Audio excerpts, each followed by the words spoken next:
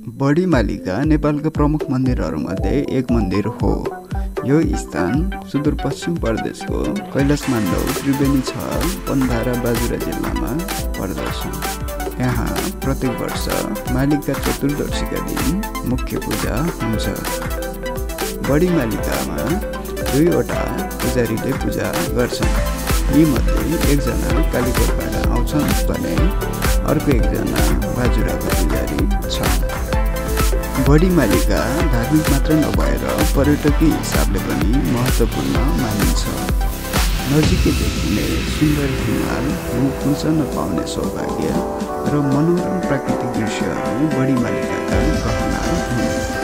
बडीमालिकाको सौन्दर्य भनेकै विशाल फाँटहरू हुन्, तर अचेल यी फाँटहरू बिस्तारै खसिँदैछन्। यी फाँटमा अनावश्यक चरण र जडीबुटी ज्वरो निकासीका कारण यसको सौन्दर्य नसिएको जिल्लावासीको गुनासो छ। बडीमालिकामा प्रत्येक वर्ष जनवरीमा ठुलो मेला लाग्ने गर्दछ। यो समयमा त्यो स्थानीय व्यापारीले पसल राख्ने गर्दछ।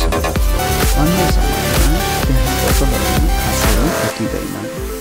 बडीमालिका मन्दिरमा दर्शन गरेपछि आफ्नो मनोकांक्षा पूरा हुने जनविश्वास छ। मन्दिर परिसरबाट आँखै अगाडि देखिने सैपाल हिमालको मनोरम दृश्यले यहाँको सौन्दर्यलाई झनै तिखाएको छ।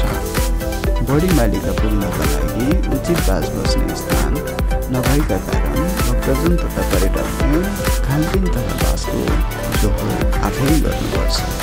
मन्दिर व्यवस्थापकले भक्तजनलाई बास बस्नका लागि एउटा धर्मशाला बनाइदिएकाले भक्तजनहरू त्यही बास बस्ने गर्दछ। मन्दिर व्यवस्थापन समितिका पूर्व अध्यक्ष हुन्छन्। बडीमालिकामा सरकारको पहुँच नभएका कारण यहाँबाट जडीबुटीको चोरी निकासी हुने गरेको छ। सरकारले बडीमालिका जाने स्थानमा चेकपोस्ट राख्नुपर्ने उनको माग छ। हरेक वर्ष यहाँ मेला लाग्ने गर्दछ। मुलुकका विभिन्न जिल्लाका साथै भारतबाट पनि तीर्थालुहरू यहाँ मेला लाग्न आउँछन्। भक्तजनहरूले आफूले मागेको वरदान पुरा हुन्छ भन्ने विश्वास गर्छन्। हालसम्म गङ्गा दशहरा र जनै पूर्णिमा गरी वर्षको 2 पटक मात्र चल्दै आएको औपचारिक मेलाका कारण बडीमालिकाको महत्त्व सीमित छ। गाडीबाट बडीमालिका जान धनगढी वा नेपालगञ्जबाट अछामको साफे बगर पुग्नुपर्छ। त्यहाँबाट ब्रह्मतोलाको सेरा बजारसम्म गाडीको सुविधा छ। बर्खायाममा भने सम्भव छ। साफे बगरबाटै हिँड्नुको विकल्प छैन। हवाई मार्गको प्रयोग गर्ने हो भने नेपालगञ्जबाट बाजुरा विमानस्थल कोल्टी पुग्न सकिन्छ। कोल्टीबाट एक दिनको बाटो हिँडेर सदरमुकाम मार्तडी पुगिन्छ। सुदूरपश्चिमका पर्यटकीय स्थानहरूमा अति महत्त्वपूर्ण स्थलको रूपमा चिनिने बडीमालिका धार्मिक तथा ऐतिहासिक दृष्टिकोणले महत्त्वपूर्ण मानिन्छ। मन्दिरमा पुग्न बाजुरा जिल्लाको सदरमुकाम मार्तडी बजारबाट पैदल हिँडेर जाँदा 2-3 दिनमा पुग्न सकिन्छ। यहाँ पुग्न जो कोहीलाई हम्मे पर्दछ। आफूलाई आवश्यक पर्ने चामल, पिठो, ओढ्ने, ओछ्याउने र लगाउने, कपडा, पकाउने खानेकुराका साथै अन्य सरसामानहरू बोकेर दुर्गम बाटो उकाली ओह्राली हिल पहाड र भन्याङहरू पार गरेर यहाँ पुग्न कम चुनौतीपूर्ण छैन।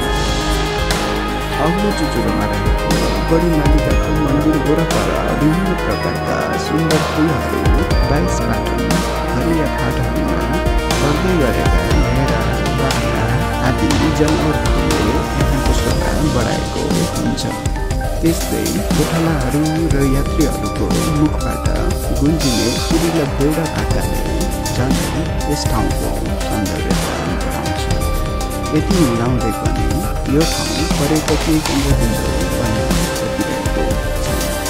यसको छलफल प्रचार गरेर नेपालको पर्यटकीय स्थलको रूपमा चिनाउनु आवश्यक छ।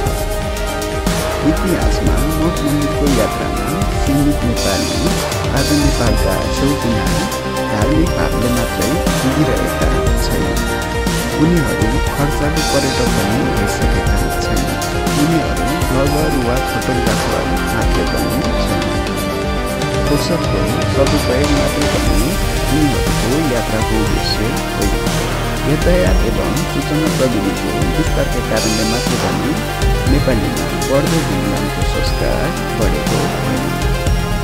बाजुरा जिल्लाको त्रिवेणी बढीमालिका र बुढीमुन्डा नगरपालिका तथा कालीकोट जिल्लाको तान्नी त्रिवेणी गाउँपालिका एवं अछाम जिल्लाको रामारसुम गाउँपालिकाको करिब 500 वर्ग किलोमिटर क्षेत्रफलमा फैलिएको बढीमालिका क्षेत्र समुद्र सतहबाट 2000देखि 4200 मिटरसम्मको उचाइमा अवस्थित छ।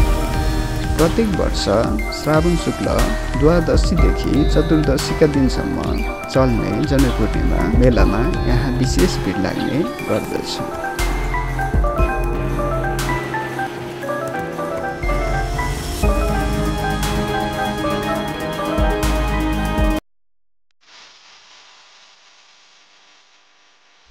बाजुराको पश्चिमी क्षेत्र र अछामको चौखुटी लगायतका ठाउँबाट पर्यटकीय र धार्मिक क्षेत्र बढीमालिका सहितका 3 चुचुरा नजरमा पर्दा जो कोहीको मन लोभिन्छ। हिउँदका महिनामा हिउँले छोपिने बढीमालिका श्रृङ्खला अझ धेरै रोमाञ्चक लेखिन्छ। धार्मिक ग्रन्थ श्री स्वस्तानीमा बढीमालिकामा महादेवकी पत्नी सतीदेवीको बायाँ कुम पतन भएको चर्चा छ। हरेक वर्ष जनै पूर्णिमा अघि त्रयोदशी चतुर्दशीमा त्यहाँ लाग्ने मेला भर्न बाजुरा, अछाम, डोटी, कालीकोट मात्र होइन देशका विभिन्न ठाउँ र भारतबाट समेत तीर्थालु आउँछन्। जनै पूर्णिमाकै दिन बढीमालिका पछि आउने नाट्यश्वरी मन्दिरमा ठुलो मेला लाग्छ। बढीमालिकामा दशहरा मेलामा पनि पूजा लाग्ने गर्दछ। तर जनै पूर्णिमाको बेला धेरै श्रद्धालु बढीमालिका पुग्छन्। बाजुरा, अछाम र कालीकोटका प्राय मानिस बढीमालिका जान्छन्। केही गरेर जान पाएनन् भने त्रयोदशी र चतुर्दशीको राति विवाहित महिला रातभर यसपाला बढीमालिकामा माइले क्या बर्दिनी भन्ने गीत गाएर जागराम बस्छन्। बढीमालिका जानका लागि आधा दर्जन जति बाटो छन्, तर मार्तडी वा जडाङ्गा क्रोधहरूको बाटो हुँदै जाँदा सबैभन्दा सहज हुन्छ। मालिका जानका लागि यी 2 बाटा बढी प्रचलित छन्।